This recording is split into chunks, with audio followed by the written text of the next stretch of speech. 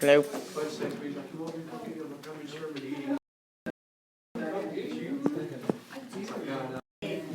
So, sorry, I had to make a face at you. I kind of forgot what we were doing here. All right, so Friday we talked about direct variation, which we had done like in chapter 1, and then inverse variation. Do you remember the formula for inverse variation? Y equals K over X. That is the basics of everything we're doing in this chapter. The type of functions that we're dealing with have X in the denominator. And so these are called reciprocal functions. So that's kind of the family name. Reciprocal functions.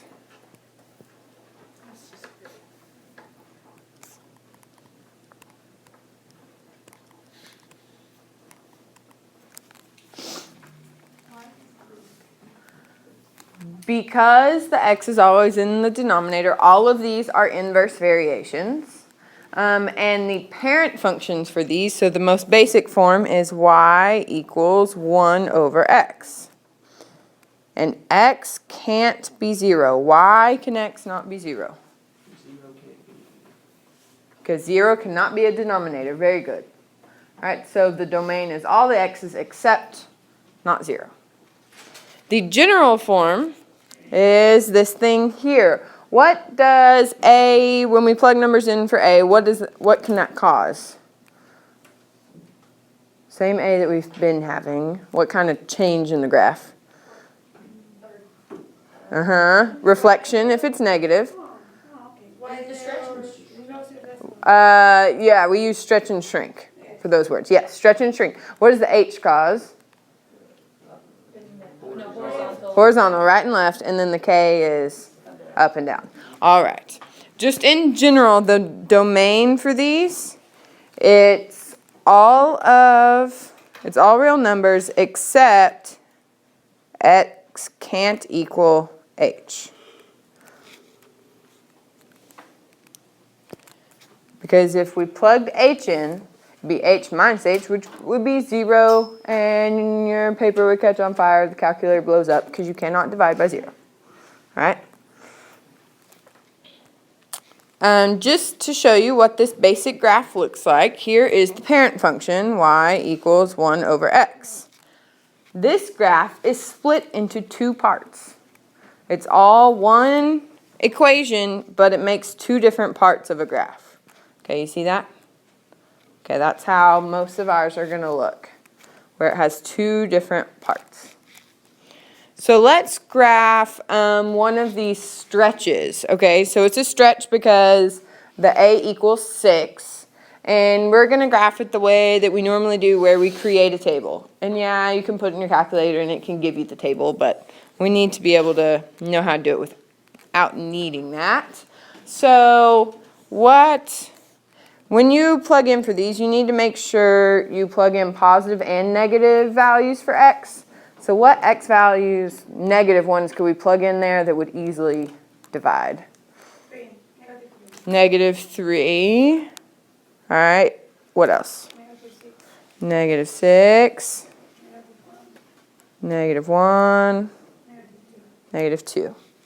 And then you can do the positive versions of all those. 1, 2, 3, and 6. And we can not worry about that last one. I made an extra box. All right, if we plug in negative 6, what's 6 divided by negative 6? Okay, 6 divided by negative 3. Negative 2. 6 divided by negative 2. Negative 3. 6 divided by negative 1. Negative 6.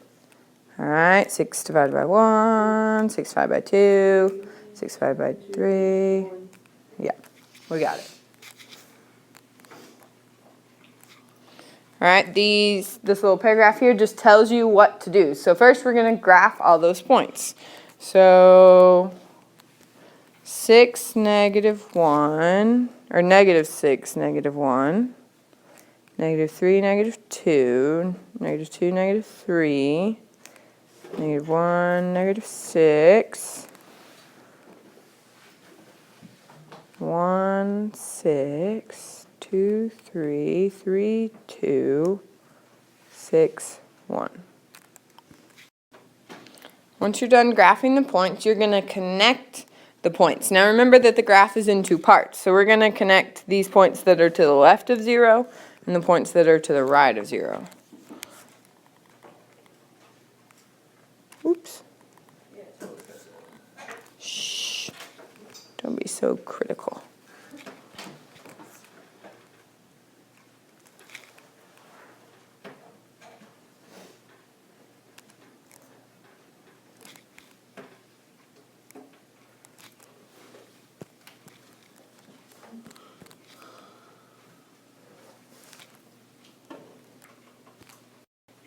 So we should have two parts to the graph. Each part of this graph is called a branch. All right, so if you want to refer to a specific part of the graph, you could say on the left branch, or on the right branch, or on the upper branch or lower branch. Okay, that's how you refer to it. Now, these graphs actually have two asymptotes. They have horizontal asymptotes, which are right here, middle, and they have vertical asymptote, which is right in the middle. So it's the cross between the two branches. So the x-axis here, what kind of asymptote is that? Horizontal. Horizontal, very good.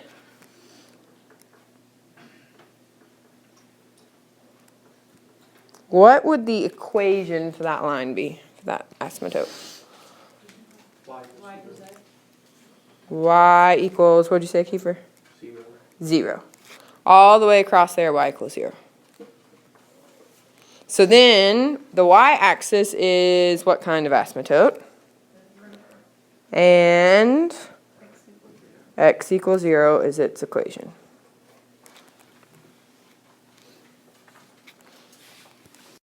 Now let's see if you can remember this from way back when. Which quadrant is quadrant 1? That one. Top left or top right? Right. That one. This one? 1, 2, 3. This one? This one? That one. Yeah, okay. That's quadrant 1. So do I move down or left for 2? Left. It's counterclockwise. 2. And then 3. And then 4.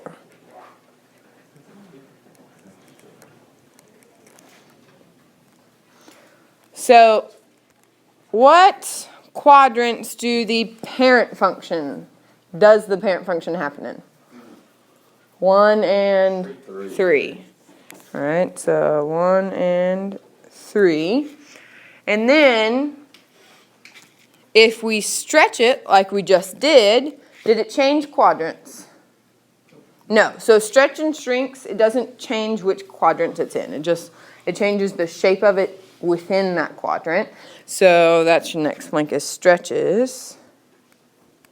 Stretches.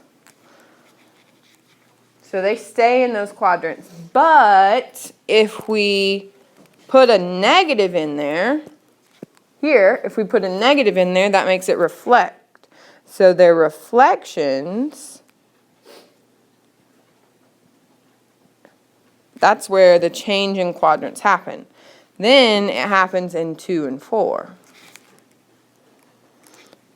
Because this will reflect down, this will reflect up. So let's graph one of those. It's still a stretch. We have a stretch because of that 4. And then we're going to reflect it. So let's get some points here. What can I plug in for that x?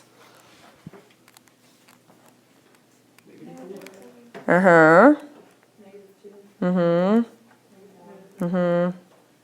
And then the positive of all those. Okay, so if I plug in -4 divided by -4.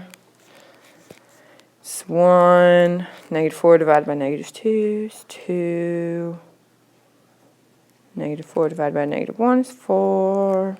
And then we get all the negatives. So So let's graph those points. -4, +1. And we already see we're in quadrant 2. So that's good since it's a reflection.